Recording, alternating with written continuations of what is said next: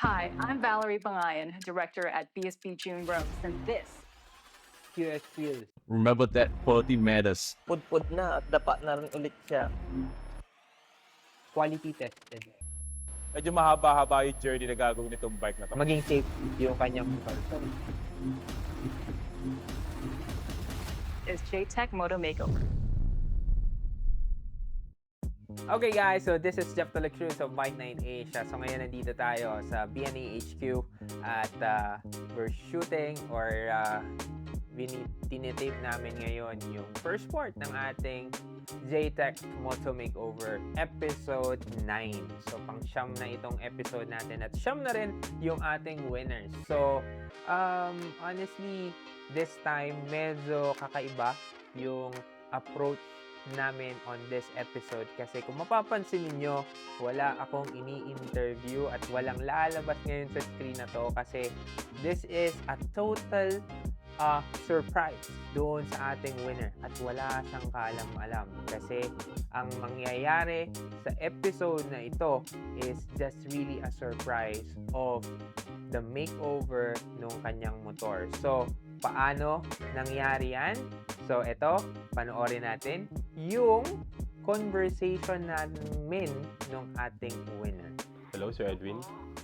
Sir Edwin, ref, si Mondo Bike Night Asia Marketing. May nabanggit sa akin si Sir Jeff. Regarding dun sa motor mo daw. Ang tawag doon, though may mga projects kami kasi last time na may mga tinanggal kami ng pipe. Ang problem, ano nga ulit yung motor mo, Ref? Rusi Rush po. Rusi na Rush. Ang problema, tinitignan namin yung mga pipe. Oo, tinitignan namin yung mga pipe na nandito. Wala kaming compatible.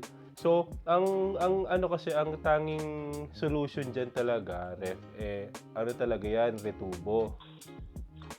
So, kung sakali, kasi tinitignan namin kung ano mga pipe yung meron kami dito. Kasi may mga nireclaim kami na mga pipe last time Tinitignan namin, baka kako meron kami ditong pipe na, or yung mismong tubo lang, yung header lang mismo yung papalitan namin. Pero, kailangan pa namin i-double check. Ginagamit mo daw yan pang courier. Oo, pang Buvit. Paano pala nangyayari ngayon kung kung hindi mo nagagamit yung motor mo? Yun nga po, mas okay po, para sa akin mas okay po siyang kung ano po yung pwedeng magawa, tatanggapin ko po yun. Kahit Okay. po magantay ako kung kailan niyo po siya ibabalik, kung meron po kayong may tutulong sir na magagawa, maraming salamat po. Okay, sige. Aantayin ko po yun. Opo. Sige, kung sakali. Pero paano yan kung halimbawa, anong ginagamit mo ngayon, Ref, na motor? Kung hindi ka ngayon nakakabiyahe dahil sira yung pipe? Ano po, ginawan ko lang po ng paraan, pinaspatan ko na po siya. Tapos, Nakaspat lang. yung bracket niya, wala na. Oo nga, Tapos, aalog-alog nasa yan. ilalim, Oo. Naka-fix na lang, ginawa na lang po namin ng paraan. Ganda na lang, Ref. Opo. I-schedule ko na lang po. Ayusin ko lang po yung schedules ko. Tapos ayusin ko po Sir, kailan opo. ko pwedeng pick upin kung sakali yung motor para ma-double check po agad para hindi na rin magtagal na parang kumbaga band-aid solution lang na naka-spot weld tas naka-fix yung mismong tubo. Sige, Ref. Hanapin ko po kayo sa Facebook pero save ko na tong number na to para just in case. Dito ko na lang din po kayo kontakin. Balikan ko po kayo. I-message ko rin po sa inyo yung Facebook ko. Sige po. Balikan ko po kayo agad, Ref, kung kailan ko pwedeng i-schedule. Pero Okay asap po, to, sir. asap to. Maraming salamat po. Alright, talaga. sige. Maraming salamat din po, Ref. Ingat po. Ride safe. Bye-bye. So, yun yung naging reason kung bakit siya ay totally walang kaalam-alam na he is already the winner of our 9th episode ng ating JTech Moto Makeover. So, just to give you a sum up or para lang din maintindihan ninyo kung paano namin pinili yung ating 9th winner. To be honest, the team is deciding kung sino yung magiging winner. And at the same time, meron kasi kaming mga experiences kapag nagra-ride kami, nagtatambay kami. Hindi namin ina-announce yun kasi within the team lang naman nangyayari yung mga simple tambay, simpleng ride, at mga rides going to some places. Pero this time, iba yung experience namin ngayon kasi nga, personally, in-approach ako na itong ating winner na si Kuya Edwin kung saan he is tumutulong din sa amin on officiating yung mga activations namin, like for example sa mga sports, like for example yung ating Bikes and Ballers. Siya ay isa po sa ating mga referee, ginagalang na referee sa ating Bikes and Ballers dun po sa 3x3. So, nag-level up yon from 3x3 ngayon ay gagawin na nating 5v5. So, it's a full court tournament or league. So, watch out for some announcements kasi nagkaroon tayo ng updated announcement on that. So, but anyways, yun nga, just to give you an idea of who is Kuya Edwin, siya po ay isang referee and at the same time, sa sideline or so I think magkabaliktad yung pagkakaano ko, pero kasi ang nagtatandaan ko, he is a referee and at the same time MC taxi rider siya. So hindi ko alam kung ano yung sideline niya. That is one of the reasons kung bakit siya yung napili namin.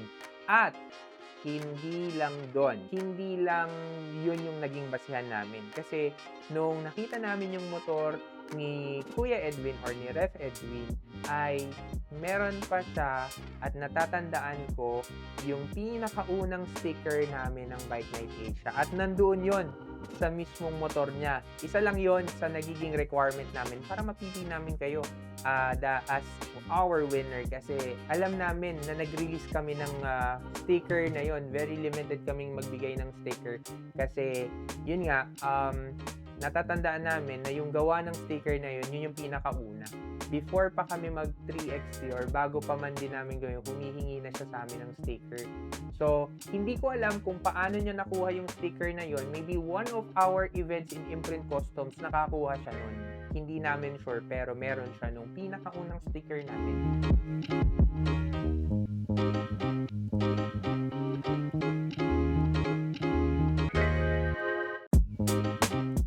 So yun, one of the reasons then kung bakit nga siya yung napili namin is dahil nag-message sa akin si Ref Edwin asking for help. Actually, rescue dapat yun. Kasi naputulan nga siya nung exhaust niya or nung pipe niya, and he is just asking kung meron daw bang spare. The reason kung bakit kailangan natin tulungan si Ref Edwin, kasi nga ginagamit niya yung motor for his daily routine or dun sa paghahanap buhay niya. And isa yon sa reason kung bakit tayo may JTech Moto Makeover together with BSB Junrose, with Nocorteco, with Bosch Philippines, and other partners like Boss Vic Customs, Imprint Customs. Safety is our priority, lalo na sa ating mga, lalo ito si Ref Edwin. He is isa siyang MC taxi rider. So, last time, Kuya Rex ay isa namang delivery rider. So, ito yung mga bugbog ang motor. So, ngayon, napilitan si Kuya Edwin na humanap ng tulong or mag-ask ng help kasi nga, totally, hindi niya kayang magamit yung kanyang motor nang walang pipe. Kasi alam niyo naman ang motor, kapag walang pipe, ang ingay, di ba? Parang bangka na sobrang ingay. Hindi rin pwede yun sa kalsada kasi unang-una, baka mahuli ka. At pangalawa, it's not safe. No? And lastly, reason kung bakit din siya yung naging winner natin kasi nga, nagkaroon kami ng opportunity to really have a surprise reveal kay Kuya Edwin.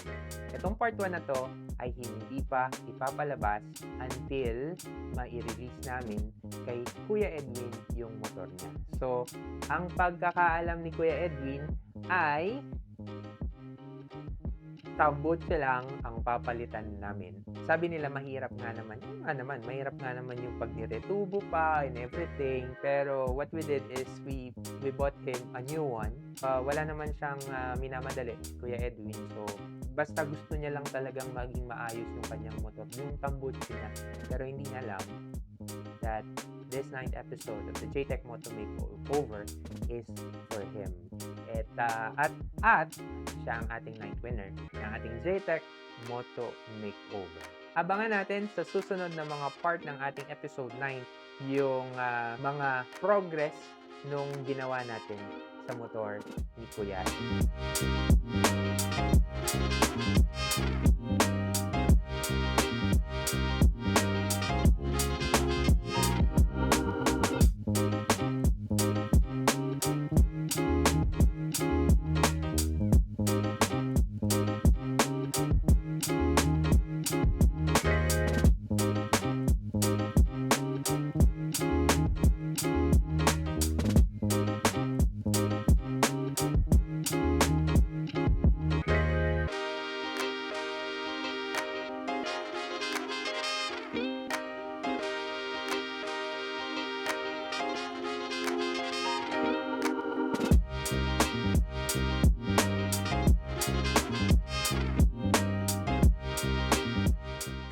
yon. So, hindi talaga aware si Kuya Edwin doon sa nangyayari sa motor niya or mangyayari sa motor niya. And at the same time, wala din siyang kaalam-alam na siya ang ating 9th winner of our JTech Moto Makeover. So, abangan natin sa mga susunod na part ng episode 9 ng JTech Moto Makeover kung ano nga bang nangyayari at kung paano namin inayos yung mga kailangan ayusin sa motor ni Kuya Edwin. So, again, maraming salamat sa lahat ng sumusuporta at nanonood ng ating JTech Moto Makeover. Of course, to our sponsors, JTech, Knock or Techco, and of course, Bosch Philippines. Kasama rin natin ang Liquimori, kasama rin natin ang Boss Vic Customs ng kanyang mga upuan. And lastly, yung ating partner for all our episodes, Imprint Customs, dahil ito ay galing at yan ay ang ating partner na Imprint Customs. Maraming salamat. At lastly, ang ating partner for this Pay It Forward to our riding community, PSB Junros. Maraming salamat. And last, sa inyo, mga riders natin na nanonood at sumusuporta lagi sa ating mga projects na ganito at para doon sa ating mga riders na nangangailangan ng tulong, no? So, ayun. Again, maraming salamat and again, wag po kayong kukurap kasi exciting itong ating 9th episode of our JTech Moto Makeover. So again, this is Jeff De La Cruz of Bike Night Asia. Kita-kits tayo sa daan.